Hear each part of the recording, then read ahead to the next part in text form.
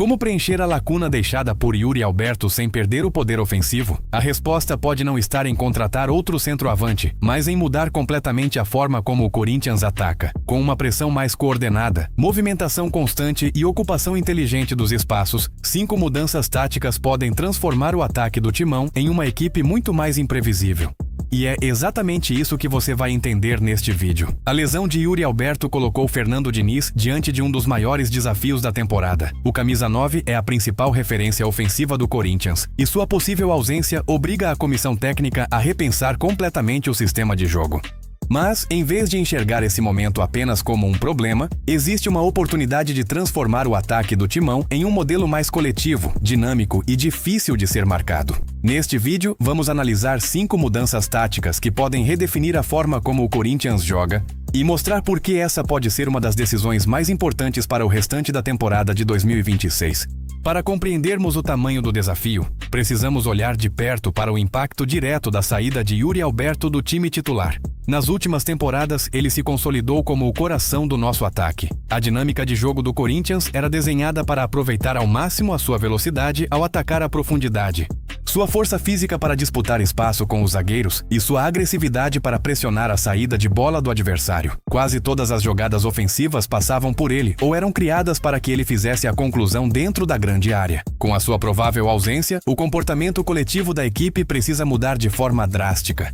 Sem a presença de Yuri Alberto, o Corinthians perde aquele jogador que empurra a linha de defesa do adversário para trás, o que consequentemente dá mais liberdade para os nossos meio-campistas jogarem. Sem esse pivô agressivo, os zagueiros rivais tendem a adiantar suas linhas, diminuindo o espaço para a circulação de bola no meio-campo e sufocando a nossa transição ofensiva. É um cenário preocupante, mas que exige do técnico Fernando Diniz uma resposta rápida e inteligente para manter o ataque competitivo. É justamente nesse momento de crise que a capacidade de adaptação do nosso treinador será colocada à prova neste ano de 2026. Em vez de simplesmente buscar um substituto que tente imitar as características físicas de Yuri Alberto, o que seria extremamente difícil devido à escassez de jogadores com esse perfil no mercado, existe a real possibilidade de alterar por completo o funcionamento tático do setor ofensivo. A proposta principal deixa de ser a busca por um novo camisa 9 clássico e passa a ser a implementação de um sistema fluido, onde múltiplos jogadores alternam de posição ao longo da partida, tornando a marcação adversária confusa e ineficiente. A primeira e mais fascinante alternativa para liderar esse novo modelo é a utilização de Memphis como um falso 9. Ao contrário de um centroavante tradicional que fica fixo entre os defensores, Memphis tem a capacidade técnica e a inteligência para recuar até o meio-campo e participar ativamente da armação das jogadas.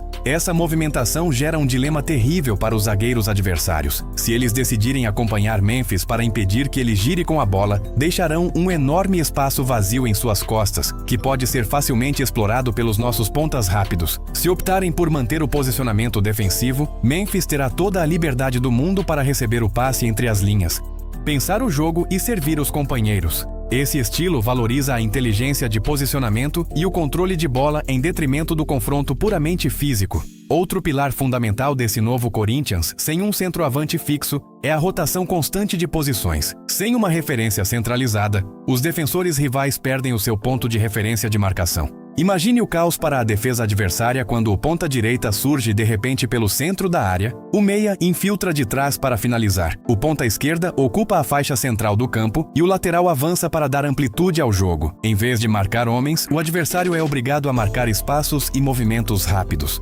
Essa dinâmica acelera o jogo e aumenta drasticamente o índice de erros de posicionamento da defesa rival. O Corinthians deixa de ser uma equipe previsível, cujo único objetivo é abastecer o artilheiro, e passa a distribuir as chances entre vários atletas. Paralelamente a isso, o estilo de jogo de Fernando Diniz exige uma postura defensiva extremamente agressiva na pressão alta.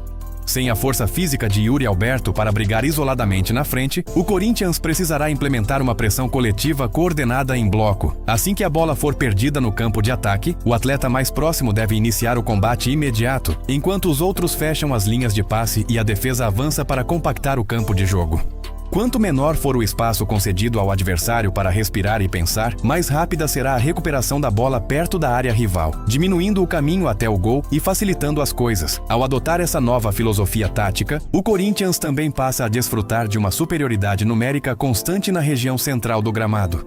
Como o atacante de referência não está mais preso entre os zagueiros adversários, ele recua para se juntar aos meio-campistas na fase de construção das jogadas. Isso cria cenários frequentes onde 4 jogadores corintianos enfrentam apenas 3 marcadores no setor de meio-campo. Havendo sempre um homem livre para receber o passe, a circulação de bola ganha em velocidade, fluidez e precisão. O time passa a controlar o ritmo do jogo, sabendo exatamente quando acelerar com passes verticais ou quando reter a posse para acalmar a partida e reorganizar a equipe. O jogo de transições rápidas e ligações diretas dá lugar a um domínio territorial muito mais consistente. Tudo isso se baseia na ocupação racional e inteligente dos espaços. No futebol moderno praticado em 2026, a ocupação inteligente dos espaços é mais importante do que as posições originais dos atletas. Cada movimento realizado por um jogador deve gerar uma compensação automática por parte de outro. Se Memphis recua para buscar o jogo, um ponta deve atacar o espaço vazio na defesa. Se um lateral sobe para o apoio, um volante deve recuar para dar sustentação defensiva. Essa coordenação transforma o time em um organismo dinâmico e imprevisível, onde as funções se alteram continuamente durante toda a partida. Para colocar tudo isso em prática, Fernando Diniz pode manter a plataforma do 4-2-3-1, mas mudando drasticamente as funções dos jogadores. Na fase ofensiva, o time pode se estruturar em um 3-2-5, onde os laterais dão amplitude, os pontas buscam os corredores internos e o meia se aproxima de Memphis. Sem a bola, a equipe se recompõe em um bloco compacto de 4-4-2. Outra alternativa interessante seria o esquema 4-3-3 extremamente móvel, onde nenhum atacante permanece fixo e todos se movimentam constantemente para confundir a zaga adversária. Cabe à comissão técnica escolher o modelo ideal para cada oponente na temporada de 2026. A ausência de Yuri Alberto é um grande teste, mas também uma oportunidade de ouro para o Corinthians consolidar um modelo de jogo moderno e imprevisível.